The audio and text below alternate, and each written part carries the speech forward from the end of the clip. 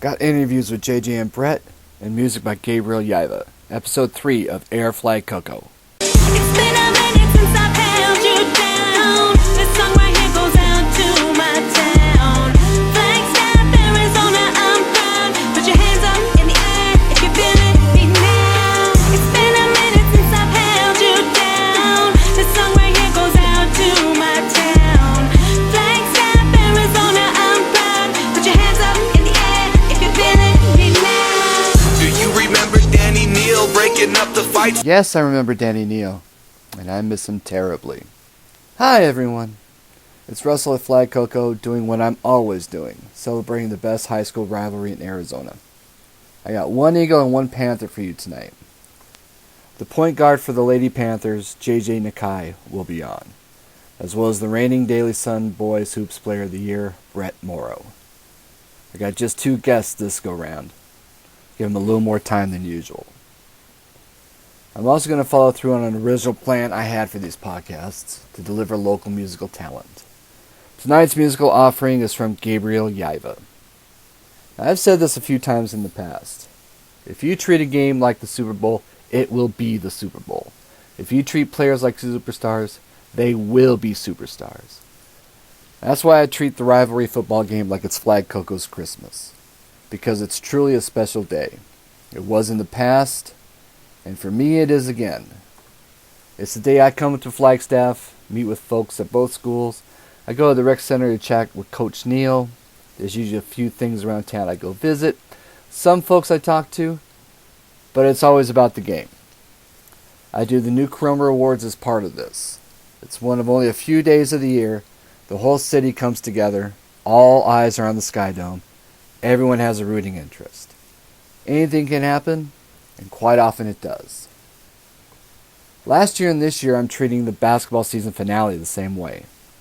This year it's at Flag High on February 5th. I requested off from work a month in advance for this.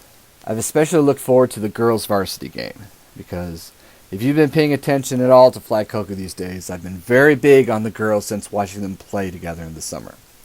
As of this moment, the Flag High girls are ranked 3rd in Division II. The Lady Panthers are number 15 and playing the toughest schedule in the state. That alone should be enough to pack the gym, knowing the game's going to have sectional and statewide implications. But I try to tell this set of girls, as well as players from other sports at both schools, that they're legitimate local superstars. I hope they know that's how I feel. I wish I had more time and money to put into Flagcoco, because I'd be able to show them even more. Flagstaff has always wrapped itself around NAU in terms of support. Up until the 1960s, it gave the same and nearly equal support to Flag High, them being the only other school in town. Even when Coconino appeared on the scene. For decades, they both got plenty of coverage in the Daily Sun, not just in terms of game articles, but they also interview players. The radio stations KCLS followed the Eagles, KEOS had the Panthers, and for the rivalry football game, both stations covered it, along with tape-delayed TV coverage. Things have changed since I was young, but every so often there'd be efforts from the local media to give kids exposure. For a while, KVNA was doing their Player of the Week during football season. CAF Radio a couple years ago had their own things going on. And over at the Daily Sun, I think Cody Bashore and Mike Hartman are doing better than their more recent predecessors. The NAU media follows the teams as well. Although I will say the NAZ Today crew, when they do go to the high schools, they can be a little vanilla and silly. Having fun with teenagers is terrific, but they're also young adults with lives. But in terms of giving the players themselves a forum, it's been sporadic at best. The coaches always get the mic, but the players are often left out. There's a necessary wall between me and the students. But this last year, I've made more of an effort to get to know a few of them. That's part of the reason I do these podcasts, because I do believe them to be superstars. And as such, they deserve exposure. Not just as Panthers and Eagles, but as developing young men and women. We talk a lot about sports, but we also talk about growing up in a great hometown, about college, and about family. Even when we talk about the game, it's not just stats. I try to treat these conversations as if we were sitting in the bleachers watching a game, chatting it up, going every direction, laughing and having a good time. Now, I know this is just a rinky-dink podcast series, and it's mostly popular just with players and their teammates and family. Well, for now, anyway. Hopefully in time it'll grow and expand and improve. But truly, there ought to be somewhere in the local media where these kids are given a little more than what they've been getting. Getting your name in the paper is terrific, but for a town this size, it's small enough to where we can find a regular place in the local media for this kind of exposure. Just an hour a week, somewhere on the radio or TV where the whole town can tune in. Truly, if a guy like me can do this kind of podcast with literally no budget and no technology, imagine what we could do if somebody did have resources. With that in mind, please welcome JJ Nakai to the show. Yeah, because I know you're really busy. I know school's about to start back up, and you've got 4 games next week, and you had the tournament last week, which congratulations for finishing 3rd. Thanks. And congratulations on the Lady Panthers being ranked, I think last I saw, number 13 in the state. Yeah. Yeah. I made mention on Facebook that you've played 4 of the 12 teams ahead of you in the standings. One was Flag High, and you lost because Shake had hit 2 free throws with 2 seconds left. One you lost because you got down against Notre Dame Prep, but you almost came back and won that game. You beat Thunderbird, who was undefeated at the time, and you lost to Tucson on a buzzer beater. And that's actually not a bad record to have. Yeah. I think according to the AIA, you've been playing the 4th toughest schedule in the state. Yes. Yep. That's definitely going to get you ready when you start playing all these games in Phoenix that are coming up. Yeah, it'll have us prepared. And especially when you got to play Flag High twice in the last week and sectionals and hopefully the state tournament this year. Yeah. Well, one thing I noticed this year over last year is that you guys are playing some defense when you really have to. Is it something that Coach Reyes has been instilling into you about playing defense to set up offense, or is it something that's what he's mainly get on us a lot about, and I think that's one of the main things we practice. And yeah, we don't really play. We play more of like a man, and so yeah, we'll just do drills and practice. That'll just help us to get us better, and he's really honest about it. And, yeah. Is that the one thing that seems to be different from this year over last year? Is Coach Reyes having you guys playing harder defense, or is there something else going on? Is there anything special he's doing this year? Yeah, there's a big difference. Like last year, I know we didn't really practice defense that much. We were more focusing on offensive stuff. And this year, it seems like at the beginning of the year we practiced more of defense, and we would only play like a man-to-man.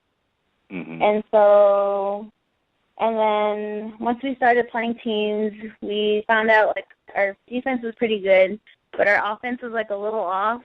So we just started working on our offense also, and just pretty much balancing it out. Yeah. No, I'm in the games I've watched. Every time you've had to play defense and tighten down the screws on whoever the sharpshooter is on a given night, I've noticed whether it's you or it's Marissa or Jada or whoever's getting on them, you're doing a much better job of shutting them down and getting yourselves back in the game. The game I'm thinking about is against Notre Dame Prep. You remember that game? Yeah, I remember. I don't know her name. Number 30 shot 4 3-pointers in the first quarter.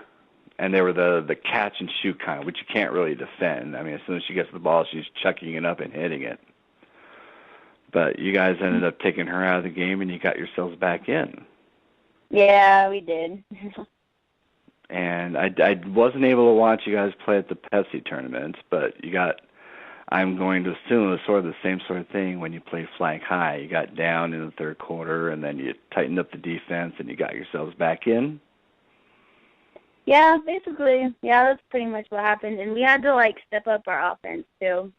And so that was part of it. Well, I noticed that I've just watched 2 games in the scrimmage. You're pushing the ball harder than you were last year. The first thing that all the parents said when I walked into the gym at the Goldwater scrimmage was, "Doesn't JJ look slimmer? Doesn't JJ look good?" And yeah, I gotta say, pretty much just from cross country, because I know I wanted like to be in shape and just to be able to run and play like the whole new game we have to play. And, yeah. Oh, it's noticeable. I mean, you're going faster.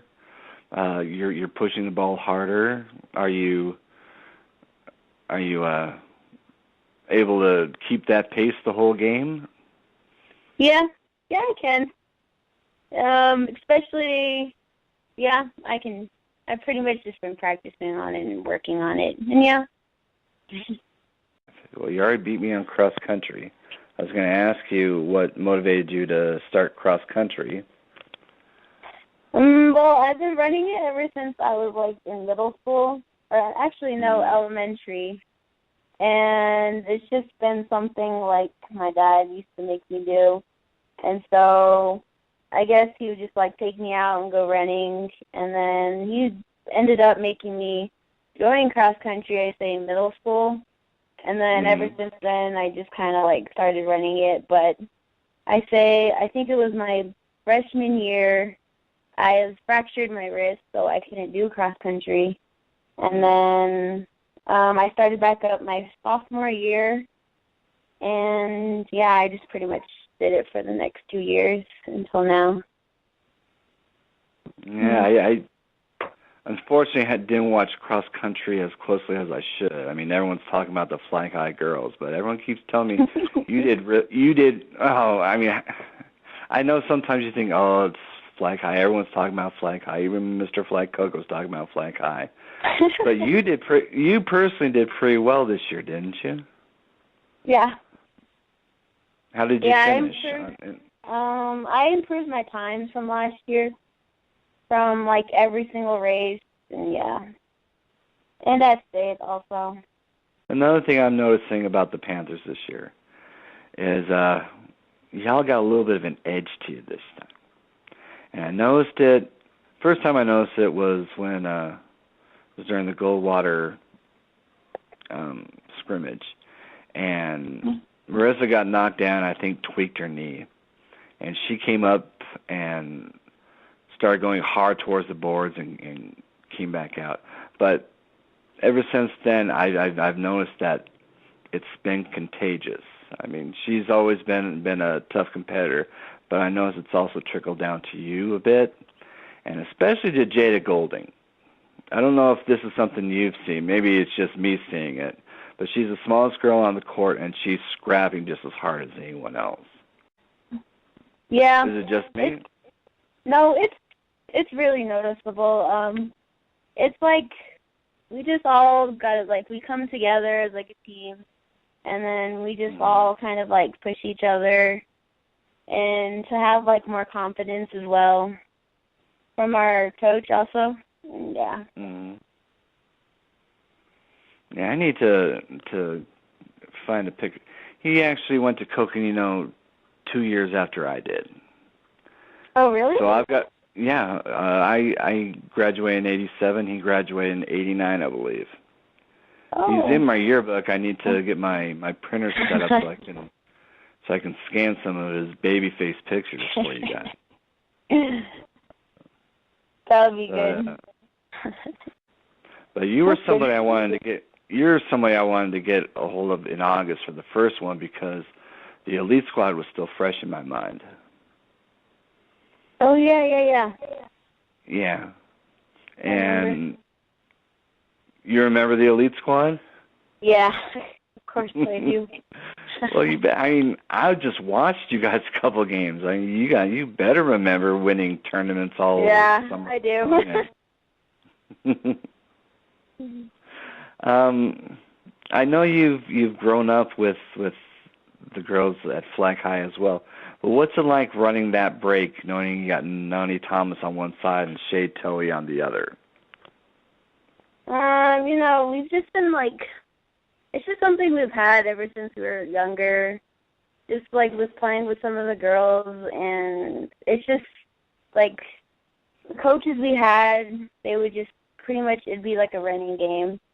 And so I guess it just comes natural to us, and yeah, pretty much it just comes natural.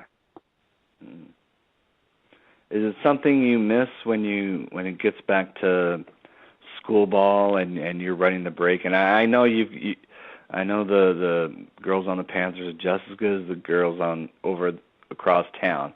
But do you sometimes catch yourself? You get the ball at center court, you're pushing the break, and you're thinking Nani should be on one side instead of Marissa. Does that ever get twisted around in your head? No, not really, because we kind of changed our offense this year, and so yeah, it's just I just played against them oh my god, I just played against them in the past, so yeah. The thing that caught my eye about you last year when I first started, I think the first game I watched you play was against Paradise Valley. And you scored 25 points, and you were hitting a lot of threes. But the thing that caught my eye about your style of play is your court awareness. Yeah. I'm sure I'm not the first one that's brought up the fact that you seem to know where everybody is on the court at a given time, especially when you're leading the break. Yeah. As a point guard, that's kind of what I have. So, because I know personally, I'm always looking first to pass, then to see if I can score or anything. But yeah, it's just something that I have, and yeah. Yep. When you practice, especially when you're running the break and you're running drills for that, do you feel yourself emulating a certain player? Who's your favorite player in the NBA? In the NBA? Or period. Men's, women's, doesn't matter. Who's your favorite player? My favorite player would have to be currently, earlier it was Diana Taurasi, and then it ended up going to Schimmel. But yeah, it's just I don't know how they take their leadership and how they use it on the court, and just how they involve all their other players. And yeah, I just like how they play, and yeah. And personally, it's just something I would like to have, and yeah. My favorite players growing up were Magic Johnson and Larry Bird. And they each did it different ways. Magic was doing the fast break, Showtime Lakers, and Larry Bird was doing it through the post-up. But they were both my favorite players because they always seemed to know where everybody was at the court. On any given play, you could expect a pass coming from any weird direction, and suddenly it would end up in the hands of a wide-open player right under the basket. Since then, Steve Nash has that same sort of awareness when he was in his prime. Oh, yeah. I remember watching him on TV. Yeah. That's always been my sort of favorite player, the one who can distribute the ball the best and just have a knack for getting it to the right guy at the right time. And I see that in the way you handle the offense. Oh, yeah. Yeah, it's just with some of the girls I've been playing with for a while and that are on that go to Coco too. and I play with on the team, it's just like something where I'll know where they're at, and just from all these years of playing, and yeah, pretty much that's just how it is. It's probably a little early, but are you starting to look at college? Yeah, I've been looking at colleges so far, and just trying to like figure out which ones I'd like, and yeah, I've been looking though. Do you have your heart set on one or two? Not exactly. I've just been looking at different schools and seeing what types of programs they have, and yeah. So it's more about what they have to offer as opposed to where the school is, what town it's in, or what kind of sports program they have. Yeah, that's basically what I'm going off of. Let me see here. Tuesday you play at Greenway. Yep. I'm going to bust my butt to go to that game. Okay. And I'll definitely be in Flagstaff for the season finale on February 5th. And I'm guessing if you girls keep playing the way you are, and some of these close games you win, some of the close games you win by a lot, that number 13 ranking is going to be a top 10 ranking before too long. Yeah, it should be. It should be. These are the sort of games you needed to get out of the way. You know? Yep. Yeah. Now it's just going to start getting into sectional play, and you're going to start competing for placement in your section. No, you've played some tough games so far, and you've done very well. I'm very proud of you girls. Thank you. And I hope you see it when I post on Facebook, because I try to go out of my way to make sure you guys know. And part of this is just trying to balance things out, because I know Flag High's ranked number 2, and there's Mr. Flagcoco talking about Flag High again. They're ranked number 2. Everybody talks about Flag High being number 2. But I got to be honest with you, when I watch your team and their team, you're identical. You've played a tougher schedule at this point, so you've lost a few more games. But when we start getting into the meat of the schedule, and we're starting to talk about where everyone's going to go for the state tournament, the Lady Panthers are going to be right there with Flag High. I would not be surprised if by the time we get to the finale, you're both in the top 10. Yeah. Yep.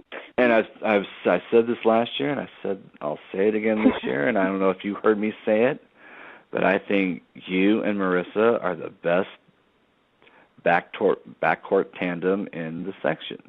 It was certainly true last year, and I don't see any reason why it wouldn't be this year. Yeah, thanks. Well, I mean, between your court awareness and Marissa's athleticism, you're a good 1-2 punch. You and her play different styles. I mean, you both can run. You can both play defense. You're more of a passer. You can both cross over. You can both drive to the hoop almost at will. You both have a 3-point shot, but you both do it slightly different. Yeah, it's just like our determination. We want to win games, especially for our team also. So whatever we got to do in order to win the game is pretty much what we have to do. So, yeah. Oh, and can I make a quick shout out? Oh, what was I thinking? Of course. Shout out. Yeah. Well, I'd like to make a shout out to my girls, of course, and like the Lady Panthers, and all like my coaches, Coach Reyes and Ingram and Smith. And yeah. Well, I'm hopefully if these podcasts start taking off and people start noticing them, your family will start blabbing to everybody that you're on Flagcoco, and Hopefully these start taking off after a while. Yeah, I'm sure they will. You haven't watched. Well, how would you know? You haven't watched any, have you?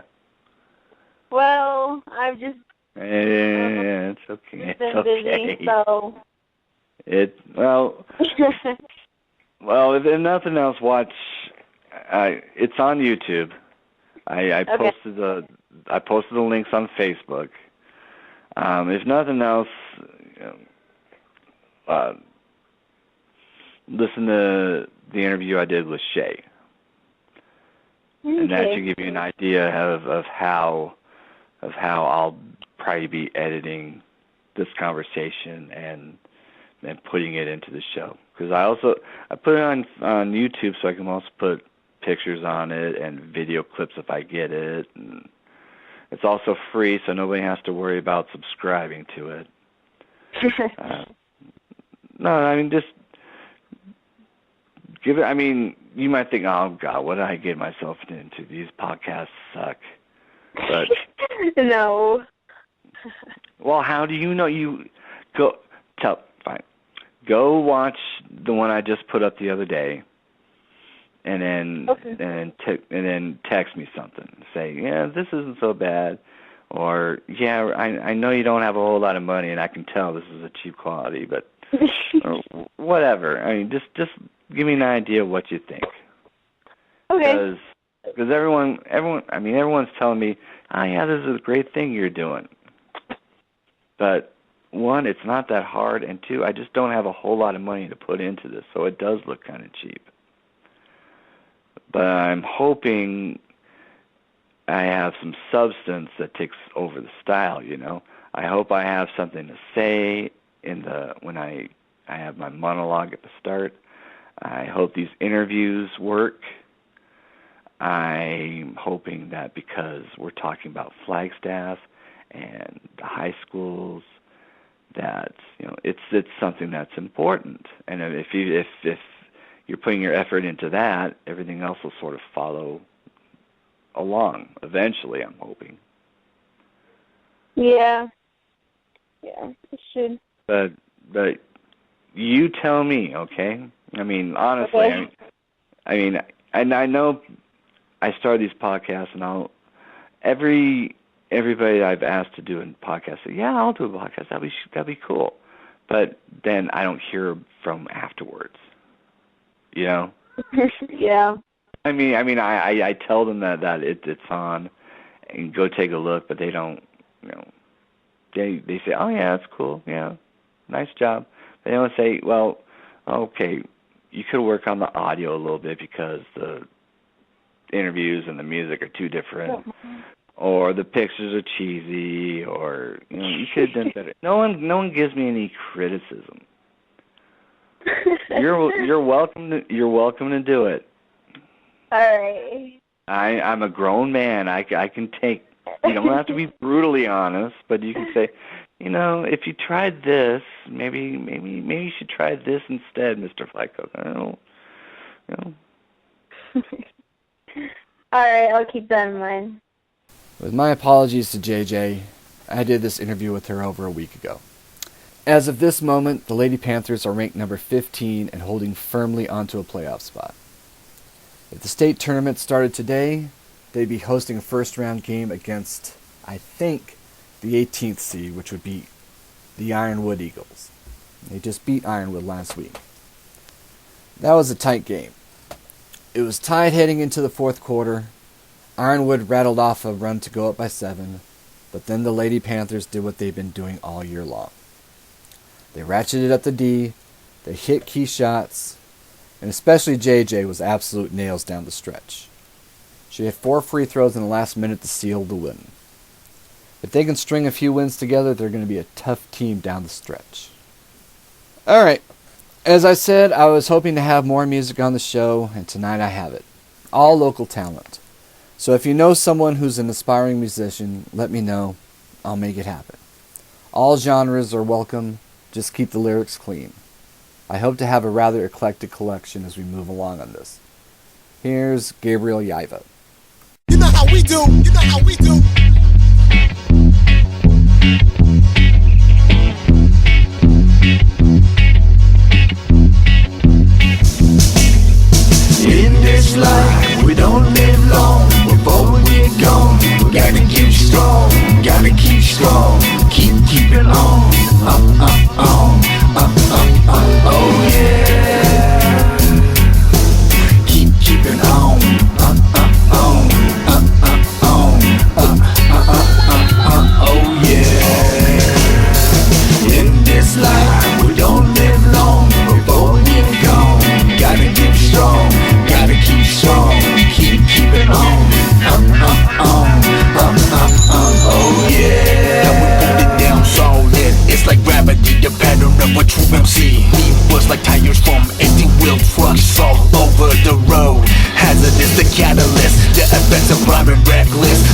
kids living for a platinum necklace. 424s on the Lexus with distorted views of what respect is. When educating and healing ain't appealing, wings stacking chips to the ceiling have more meaning and balance relations. Gotta change the stations, I can't look back. Gotta move forward cause it seems our children are always under attack. In this life we don't live long before we're gone. We gotta get strong, gotta keep strong, keep it on. Oh yeah, keep it on.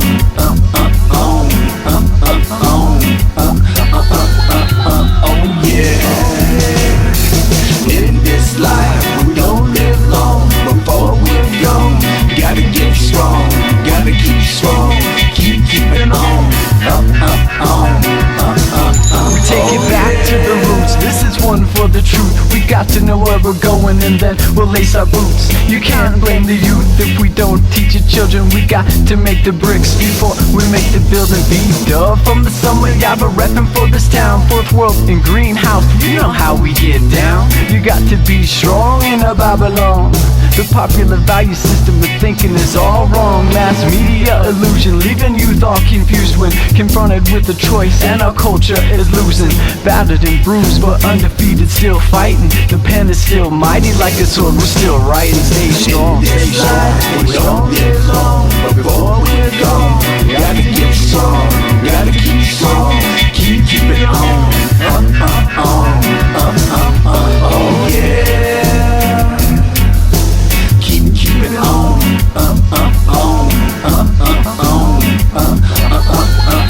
Oh yeah. In this life we don't live long before we're gone. Gotta get strong, gotta keep strong, keep it on.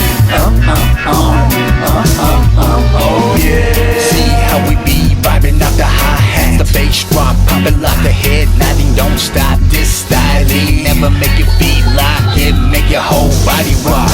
Everybody talk but everybody don't walk it out. Now how real we gon' get, it's all relative, but in the purest form we receive what we give. All blessed by how we live, can't point one out but what they did, cause we gotta remind us it's not our job to judge, it's our job to love. So when push comes to shove and they ask me about all of the above, gotta tell ya I'm trying to live and understand the true meaning of one love. All praises due to the Most High. Though we don't live long, the soul fire lives forever. We keep it blazing hot in any type of weather. We keeping on, keep on singing old songs. We keep the people moving and we'll bless the new dawn. In this life we don't live long before we're gone. We gotta get strong, gotta keep strong, keep it on. Oh yeah, keep it on.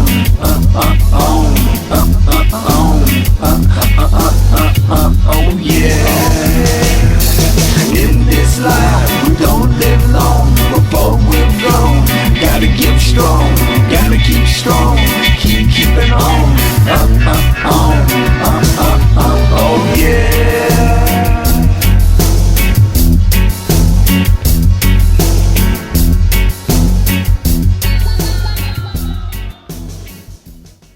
Alright, we're going to have Gabriel on again. Hopefully I'll get an interview with him before too long. Next up is the reigning city and sectional player of the year for boys hoops. Ladies and gentlemen, I give you Brett Morrow. I guess the most relevant thing is, how has the snow affected you guys? I know you now have a lot of games to make up because you've been out of school for a week. But I guess I'm asking, have you guys been able to practice much the last couple of weeks?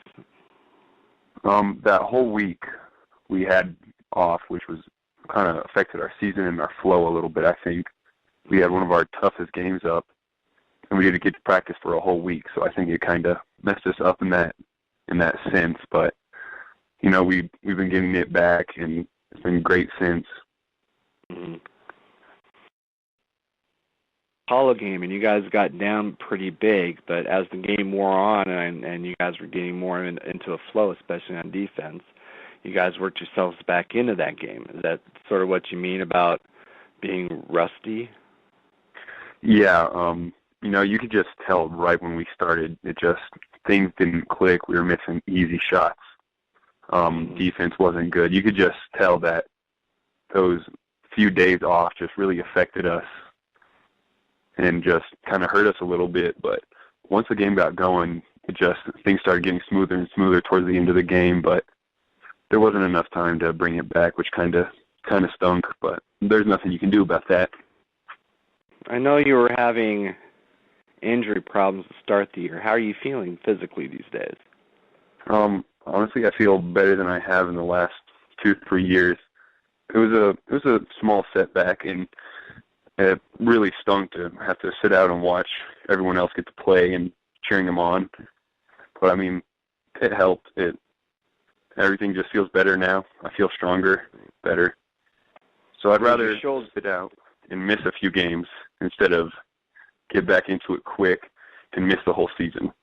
Right. It's better to miss a couple games in December than in February. Yeah. It was your shoulders, right? Yeah. I had surgery on my right shoulder. I tore my labrum 300 degrees.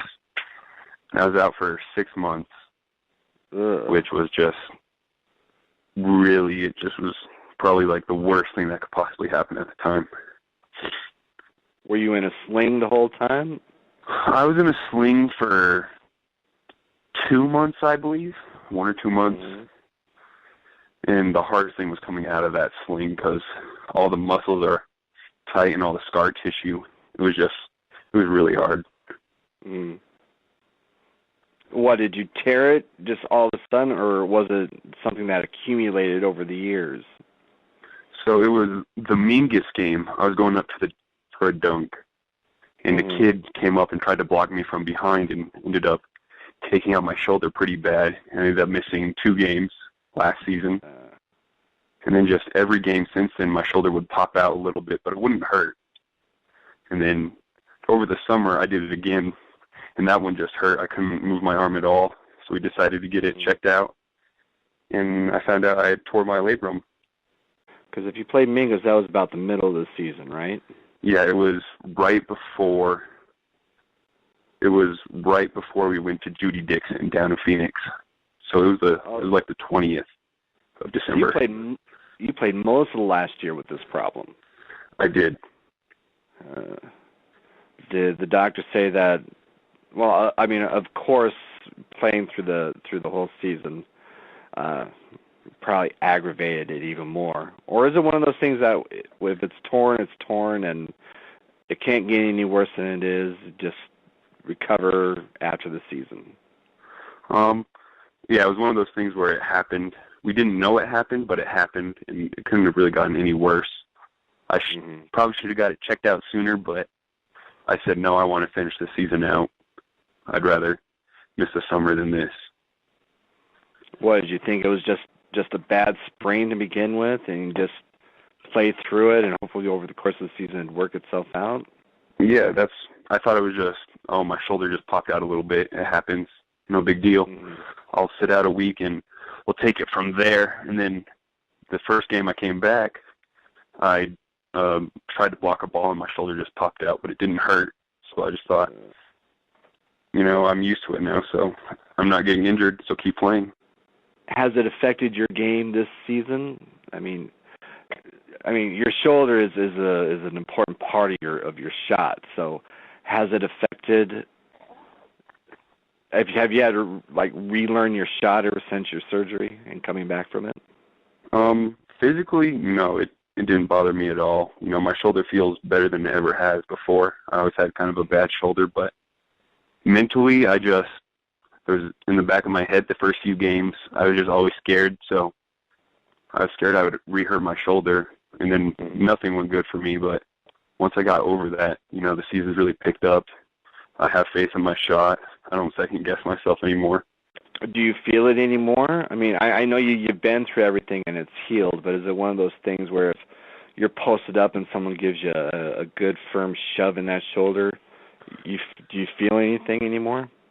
Actually, I don't, it's so good. I don't feel anything at all. Good. Good. Okay. The last 2 years in the state tournament, the Eagles have lost to the eventual champion. What's other than you being a senior, and this is your final chance to make the finals again? What's different about this year? I think everyone's grown tremendously. You know, a lot of the sophomores from last year, it was their first year on varsity, and that's always the toughest, no matter who you are. It's such a big leap up from everything else you've done. Right. And then I think they've got accustomed to it, and everyone's ready to take on the challenge, and everyone has been working so hard. They can all do anything. Mm-hmm. Everyone can handle the ball. They can all shoot. So I think they've really stepped up, and we really want to go get that ring this year. Because I know this year, as opposed to the last few years, this is a fairly senior-heavy team. I mean, you got Caleb, Austin, Kyle, Chance, Bridger, Mitch, you, Caleb Hagerman. How long have you guys been playing together? We've all been playing. We started 7th grade. We've played together. We played together since 7th grade. Some of us 6th grade. And we've just been playing since we were young. It started off in JP and All-Stars. And then it's just sort of gradually come to high school. It's so crazy to look back at it and to think about that. Just how fast the time goes. Yeah, I think I saw you had a picture on your Facebook profile of you guys playing for the high altitude team. Is that it? Yeah. Was that a summer league team? Yeah, that was a summer league team put on by Matt Poirier up here, which they still have that team going on, which is really, really cool to see. I've been talking a lot about the girls, both the Lady Panthers and Lady Eagles, and their dynamic of playing together through the summer and as rivals through the school year.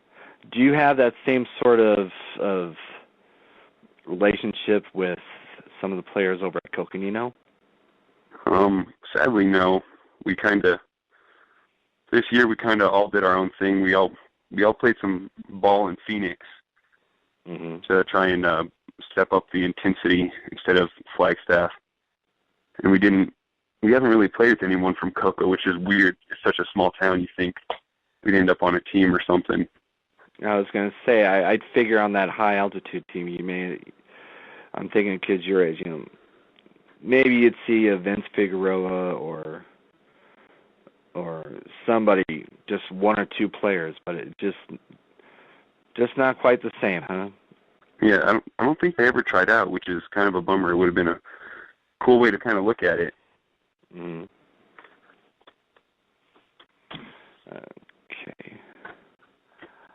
So, we played with James Hampshire back in 6th grade. Okay. Yeah. I knew there was someone. Of course, he wasn't a 7-foot tall monster. He was still huge, though. Right. Do you play varsity as a freshman? I did. Caleb Sandoval and I both did. Okay. All right. Then it was Caleb. Yeah. There's this memory I have. One of the first times I came to watch you guys.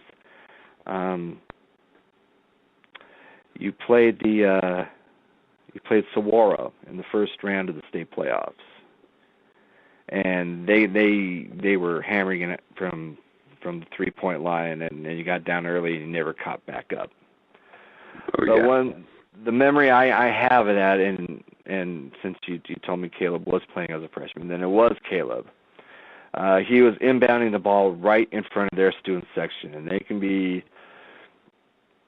I mean, there was a lot of rowdy student sections around the state, as you've probably tried to zone out.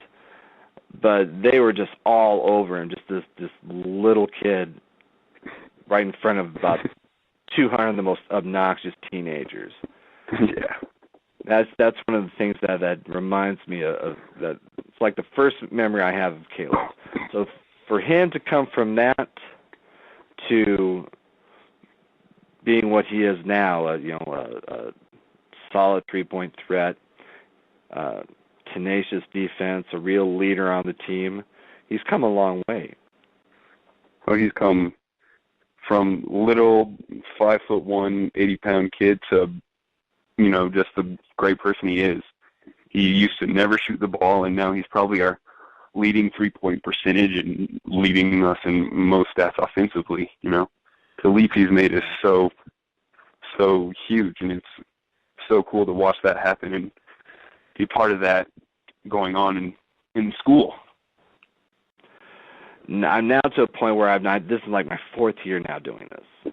We're starting my 4th year. And it's gone from just me going up for the football game to watching football and basketball to watching as many games as I can when you guys come down here. So I'm now to a point where I've watched you guys grow, not just in terms of athletic talent, but in terms of maturity. And it's a great thing to see. So, Caleb is the greatest example. He's not only grown in terms of talent, but he's grown in terms of leadership. Yeah. And you all have. It was Sunny Slope. I talked to Brandon Tiffany right after that game. And he got in. He was starting. Whoever was D'ing up on him during the game was a rough game. Whoever was D'ing up on him gave him a nice shoulder shiver as he was walking to the bench. Refs didn't see it. I think a tee should have been called at the time, but Brandon didn't give into it. Maybe he would have given into it last year, but this year he seems much more focused. Yeah, I think Brandon's really stepped it up. Last year, I think that would have shooken up anyone on the team. We were kind of, I wouldn't say weak last year, but we weren't physical with anyone else. And, we really stepped it up, and Brandon's a great example. Being point guard, he's probably going to take some of the most beatings out there, and he's not backing down from anyone, so that's great. You won the Daily Sun's Player of the Year last year, and you were also the Sectional Player of the Year. Does it look like you're going to have the same sort of success this year, or does that really matter as long as you guys get further in the state tournament? No, as long as we make it to where I think we should in the state tournament, none of that matters to me. It's more about the team than myself. We're in this together. It's not a one-man show. So whatever happens, happens. Well, I'm sure with the resume you're starting to put together, there's been a few colleges calling for you. Yeah, we've had a lot of NAIAs and some Division IIs. I've had contact with a few D1 schools, but nothing huge. Is there any one or two that you brag about, or is it sort of do you have sort NAU? of NAU? Yeah. I was talking to them last year before I got hurt, but I haven't heard anything back from them yet this year. And then Northern Colorado was interested in me, and I sent them some film just the other day, so we'll see what happens there. Okay. Are there any schools on your wish list or that you've already applied to that you're looking at? I got accepted to NAU, so that'd be perfect if I could play basketball there. If you don't get an athletic scholarship, are you going to try to walk on? It would either be that, or I would consider maybe a Division II or NAIA. Just depending. It really depends on the schooling for me over the athletics. I want to get a good education while I'm there. Right. Do you have a major you've picked out yet? I really want to go into physical therapy, so some biology or science would probably work out best. Okay. Are you taking science classes right now? Yeah, I've taken all I've needed to require, and right now I'm in anatomy and physiology. Okay. Do you have any questions for me? Why do you do this whole Flagcoco thing? What got you into it? Well, there's literally 100 reasons why I do this and why I got started. But as far as actually pushing myself to do this, well, first of all, Coconino Flag High is the best high school rivalry in Arizona. I say that all the time, and over the 40 years that I've been part of it, nothing has changed my mind about it. But in 2011, I went to watch Coconino Panthers. They played football down here at Paradise Valley. Yeah. And one of my buddies growing up, Richard Walters, his son Travis, was playing for the Panthers at the time. And they got their clocks clean, but it started the idea of, hey, despite me not paying attention, the teams still come down to Phoenix in every sport. They always have, and they'll always will. Where have I been this whole time? You know, Okay. I've been working I've been working odd jobs, and I have my family, but what do I do that's for me? And this seems to be something, as far as just following the teams, following the schools when they come down, that's something I could do. But the thing that actually started Flagcoco was the football rivalry game. Okay. It was a miracle play at the end. King Kennedy grabs a fumble with what was it, a minute left in the game, races down to the Coconino 2. I can't remember which one it was. I think it was Cody Philpott that scored the tying touchdown, or scored a touchdown. Eddie Campos chooses to go for two, either win or lose, and I think it's Dylan Gifford that scored it. Great play, but those were the kind of games I grew up with. Yeah. Every game in every sport was always down to the wire, and hard fought, and usually had statewide implications. And if it didn't, it was still a good, solid game against two teams that were filled with rosters that knew each other back and forth, and for just 1 or 2 days a year, they hated each other. Yeah. And it was a classic rivalry. So I wrote to the Daily Sun, because when I was growing up, if you wanted any information on the teams, you follow the Daily Sun. It's not quite like that anymore, but that's the way it was when I was growing up. And all I wanted was a list of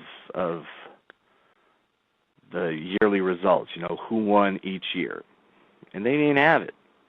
Oh, wow. Which I was just wondering who's keeping up with this.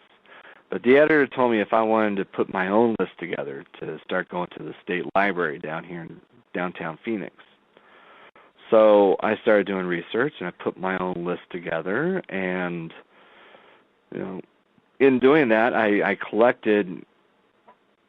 started putting together files, and I put it online, and I didn't want to just stop it there. I started writing stories about each game, and that's how Flagcoco started, just as a history project. Cool. I will see you on February 5th. I will be up there for the basketball regular season finale against Coconino. Okay. You play them twice between now and then. I think we play not this week, but next week at their court, and then the last game is at our house. I've followed the girls fairly closely, and I've gone to a couple of your games, but unfortunately I haven't gotten to watch the boys, the Coconino boys yet this year. I got my schedule up, and there's plenty of opportunities still for me to watch. I'm going to try to go to their game Tuesday night at Centennial, What can you tell me about them before I go watch them? They're a really young team, you know. I think if they stick with it and keep working hard these upcoming years, you know, they'll really flip it around. You know, it's hard being a young team. We've been there, we've done that, and they just got to keep working hard. I don't know if I've seen them play this season. I don't think I have. I just know they're really sophomore heavy, and, you know, I wish them the best. The one thing I've caught is that they've also had a rash of injuries, specifically James Hampshire and Vince Figueroa. Those are the two names I've seen on there. They've missed a couple games, and that's put them back a little bit. Yeah. So when you play them, are you matched up against Hampshire, or is it? I usually match up against Hampshire or Figueroa, Denny.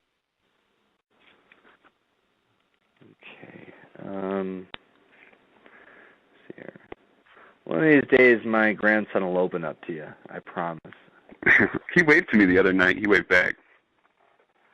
Well, he takes a little bit to warm up to people. He's known Mr. Oberhart since I started this, so he's known for over 3 years now. He's just the other night at the Apollo game, he shook his hand for the first time. Okay, I understand. I was the same way. Well, some people he's warmed up to. I mean, he's friendlier with Bridger. Okay. I don't know how Bridger's got the magic and the rest of you guys don't. Well, everyone seems to get along with Bridger. I don't know how he does it. Okay. Well, I remember what I wanted to ask you, because you've had Coach Kirk being your coach for the last 4 years. Is there anything he says to you in practice or in the locker room that sticks with you throughout the rest of your day? He pulls me and a few other guys aside and says, he just tells us, don't be nervous, do your thing, we trust you, and we know what you can do. And you know that really helps out there if we get into funk or we're just going through the motions. You know, it kind of just makes you want to, I don't know, play harder, kind of give more than you were. I mean, it helps knowing that your coach puts his trust into you fully and knows what you're capable of. Well, I've noticed this year he's always an animated guy. He's always standing and pacing and yelling at the refs and yelling orders to you guys. But this year, I'm not, of what I've seen in the couple of games I've watched, he's also a little more relaxed. Yeah. Is that sort of what you mean by how he trusts you guys? You know what you're doing. He's confident in you guys, so you guys should be just as confident in yourselves.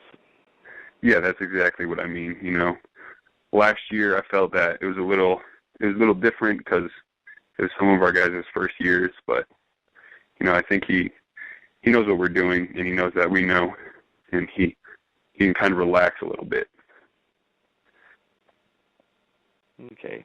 Do you think he's enjoying? I mean, I know coaches don't really enjoy, because this is what they do. This is their passion. So he's not going to sit he's not going to be sitting very long on the bench, and he's not going to be just joking with you guys. Yeah, I think he enjoys it. Oh, go ahead. No, I was just saying, is it something that over the course of the year, after the year, he's going to enjoy it more as he looks back? Yeah, it's always one of those things. You know, while you're doing it, it's stressful. It can suck sometimes. When you look back at it, it's nothing but fun and relaxing. Mm. Is that the way you feel? I mean, this is now your senior year, and every year you've made the state tournament. And like I said, when I started this interview, you lost to the state champion 2 years in a row. The first time was against Shadow Mountain. And, yeah. You know, that you against Mike Bibby, who's being groomed for the NBA, and you had his dad as a coach, sort of taking the reins just because he wanted to. That was a tough game, but the next year you lost last year to Gilbert Christian, close game, and they went on to the title. Do those games nag at you, or do they inspire you to try to take that last step? Honestly, they do both. You know, the Gilbert Christian game really shows us that we should be a contender, and it kind of pushes us. You know, when you think about it at practice, you know, it kind of gives everyone a little bit of a spark because we were all there. We all went through that together, and it sucked. And then the Shadow Mountain game, I think that nags at all the seniors because that could have gotten a lot better. Yeah, I'm sure I've told you this. I was at that game, the Tempe game. Yeah, that game was awesome. That game was awesome. I mean, I knew Trevor was going to get that shot at the end, but there's a couple things I remember. One, he had the last shot in regulation. Yeah. He drove the length of the court and actually had a layup that he missed. I don't know how vividly you remember that game. Not that I remember it that vividly anymore, but I remember he got the last shot at the end of regulation and overtime. If you were in that position and Coach Kirk was setting up a play for a win-it-all shot, who on your team do you think is going to get that shot? Definitely Caleb. Definitely Caleb? Oh, yeah, without a doubt. The way he's been shooting, I trust him. I so like that. Didn't even have to think about it. Definitely Caleb. And that's going to do it for another edition of Air Flagcoco. Thank you, JJ and Brett, for making time to come on. Thank you, Gabriel Yaiva, for the music. Steve Carrillo for the intro and the outro. All the players playing their tails off and their coaches putting them in positions to win. And everyone out there listening in. You're not just making Flagcoco something worth pursuing, but you're also supporting local public high school sports, which is far more important than anything I do. I'll see you in 2 weeks for the Hoops finale. And if you ever see Noah and me in the stands, please come on over and say hi.